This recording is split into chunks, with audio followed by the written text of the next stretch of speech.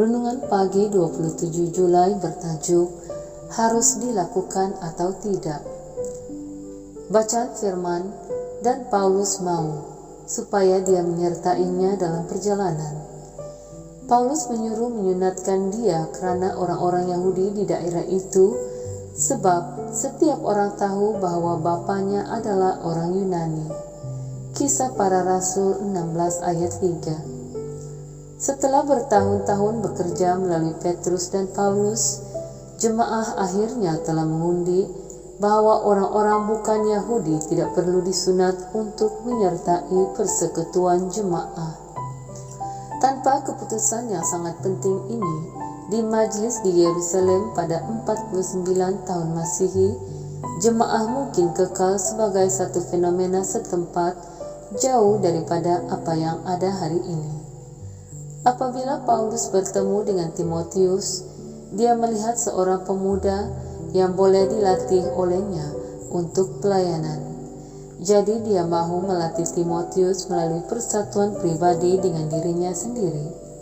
Sebelum dia berangkat untuk meneruskan perjalanan bersama Timotius, Paulus mengarahkannya untuk disunat karena lebih banyak tentangan dan racun yang pasti orang-orang Yahudi tradisional akan sebarkan jika Timotius tidak memenuhi taraf kebenaran mereka.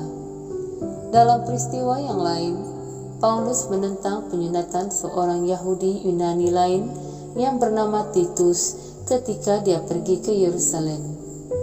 Jadi kita melihat bahwa Paulus adalah fleksibel dalam aplikasinya. Sama ada seseorang harus bersunat atau tidak adalah bergantung pada situasi yang dihadapinya. Demi Injil, dia menyunat Timotius untuk mengekalkan keamanan.